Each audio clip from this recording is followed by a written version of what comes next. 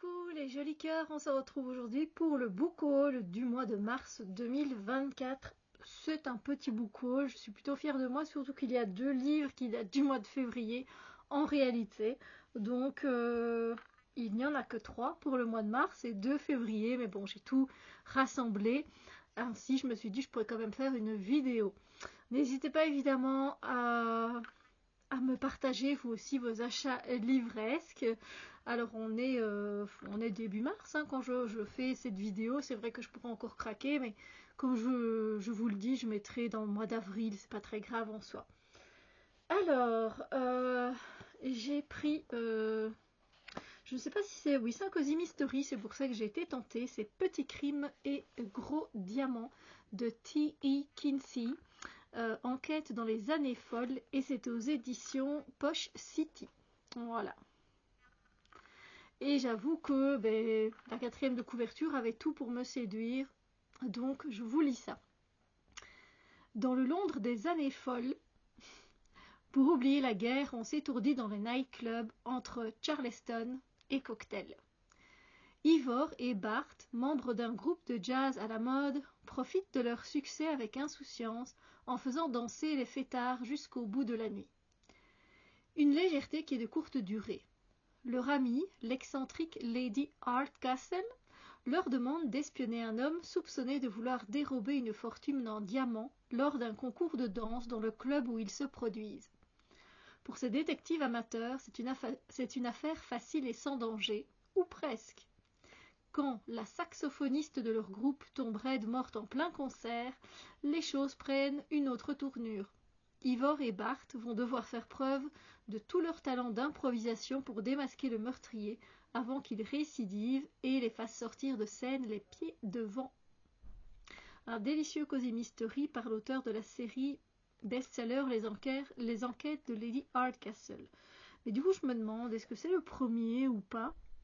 Parce qu'apparemment, Lady Hardcastle, c'est déjà une suite, enfin, c'est déjà une série en soi.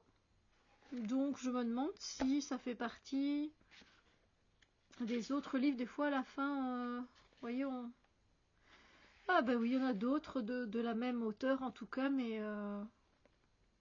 ouais, on voit ici, voilà à la fin. Bon, mais écoutez, en tout cas, moi ça me tente bien, les années folles, c'est une période américaine que j'aime beaucoup. Let's go. On continue avec le tome 2. Vous verrez si c'est pas déjà fait dans un point lecture. Non, je ne l'ai pas encore fait.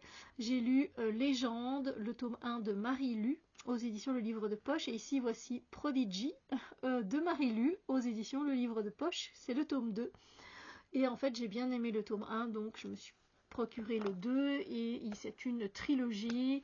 On parle de June et de Day qui vont finalement se retrouver ensemble à lutter contre une société qui va de travers et qui se met tout dans les poches et rien pour les personnes. C'est vraiment sympathique, c'était très addictif et donc j'espère aussi que celui-ci sera tout aussi bien évidemment. Donc c'est une suite. Ensuite encore un autre Cozy Mystery et là c'était trop tentant donc L'art meurtrier du lait de coco de Mia P. Manansala aux éditions Le Cherche Midi. Et c'est la cuisine mortelle de Tita Rossi, c'est le tome 1. Voilà. Et la couverture est trop belle déjà. Voilà. Alors, qu'est-ce que ça raconte? Oh non, mais ma marque-page, excellent. Ah, je vois qu'il y en a un autre. On a hiver 2024, l'art meurtrier du Halo Halo. Oh, ce serait le deuxième, voilà. Il sera bientôt de retour apparemment, donc si on va être au printemps, peut-être checker pour le deuxième, enfin déjà lire le premier pour voir. Ça raconte quoi? Le premier opus d'une nouvelle série de cozy crime avec de délicieuses recettes dont l'une est peut-être mortelle. Après une rupture difficile, Lila est revenue dans sa ville natale de l'Illinois pour travailler dans le restaurant de sa tante Rosie. Là, chaque jour, ces 3 marraines fantasques viennent lui prodiguer des conseils en matière conjugale et professionnelle. Impossible d'échapper à cette tradition, surtout quand la famille vient des Philippines. Heureusement, Lila a la cuisine de Tita Rosie, qui, si elle n'est pas très instagrammable, est très réconfortante. Et elle a près d'elle Nissa, son chien, Adina, sa meilleure amie, ainsi que son ex Derek, qui s'est improvisé critique gastronomique. Lorsque celui-ci meurt soudainement dans le restaurant après avoir mangé un dessert au lait de coco, les soupçons se portent sur Lila et les siens. Pour se disculper, la jeune femme n'a alors d'autre choix que d'élucider cette étrange affaire qui met la petite ville en émoi. Voilà, ça a l'air vraiment sympathique. Voilà. Ensuite, je me suis pris évidemment ce livre-là aussi parce que alors je crois que c'est un jeunesse, hein, donc c'est L'apprentie cartomancienne d'Aurélie Croiset aux éditions Echo. C'est beau, hein, les livres qu'ils font maintenant. Alors, qu'est-ce que ça raconte? C'est écrit en très très grand. Alors, c'est un thriller historique apparemment, une enquête palpitante au cœur du Paris napoléonien, mêlant avec brio ésotérisme et criminologie. Et c'est aux éditions pas Echo, c'est dans la gamme Echo, mais c'est Gulfstream Editor. Alors, Paris, début du 19e siècle. Louise survit dans la rue comme diseuse de bonne aventure. Officiellement, elle lit dans une boule de cristal. Officieusement, elle sait surtout décrypter le visage de ses clients. C'est ce qui pousse la célèbre cartomancienne Marianne Lenormand à la prendre comme assistante. Ensemble, elles forment rapidement un duo très prisé de la place parisienne, jusqu'au jour où tout bascule. Alors que l'inspecteur Brandicourt sollicite les compétences de Marianne sur une étrange affaire de meurtre, la prophétesse est arrêtée pour trahison. Déterminée à ne pas laisser ce coup du sort la renvoyer dans la rue, Louise va œuvrer pour libérer sa mentor et faire la lumière sur ce crime mystérieux.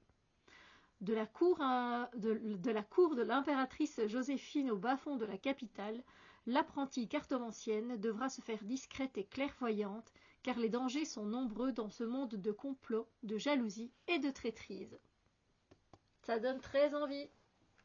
Et n'hésitez pas à me dire ce que vous pensez, hein, de ces choix. Après, moi, ça me tente évidemment, mais le dernier, lui, je l'ai trouvé à un prix hyper raisonnable parce que c'est dans le magasin Bibliopolis.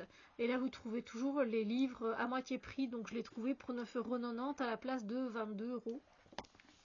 C'est le dictionnaire exquis du chocolat, la référence pour tous les amoureux du chocolat, aux éditions Albin Michel. Et effectivement, on voit ici que j'ai décollé, peut-être pas, j'ai essayé de décoller le prix, c'est de Nathalie Hellal.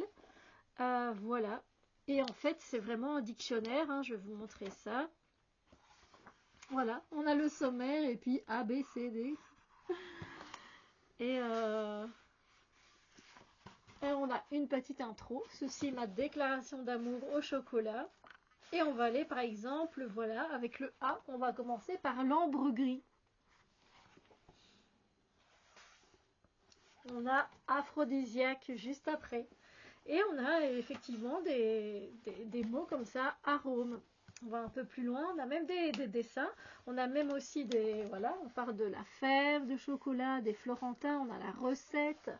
Et j'aime ce côté un peu, regardez, hop, la ganache. Ici, on a des illustrations. C'est super bien fait, je trouve. Voilà, orangette, ourson guimauve. Voilà, je vais déguster ce livre comme je le fais d'habitude en développement personnel. Et vous voyez, là, voilà, on a la lettre R. Je trouve ça très bien fait. Franchement, c'est très très beau. Vraiment à offrir pour des amoureux du chocolat, ça peut être super sympa, je trouve. Donc voilà, il y a des choses que je ne connais absolument pas, les noms. Donc c'est très très intéressant. Un soufflé, le soufflé au chocolat, d'où il vient. Puis on a sucré, salé. Enfin, on a vraiment plein de choses. C'est un très très beau livre. Voilà, à offrir, à s'offrir pour en apprendre un peu plus sur le chocolat que l'on mange et que l'on déguste. Et voilà, vous voyez, il y a vraiment un peu de tout, le dictionnaire pour un peu d'apprentissage. On a alors un petit thriller jeunesse avec la Madame Lenormand, c'est intéressant. Ici, un cozy mystery où on part un peu dans le côté plus des tropiques. Voilà, on reste dans l'Illinois, c'est voilà en Amérique, mais je veux dire avec ce côté philippin, donc c'est intéressant.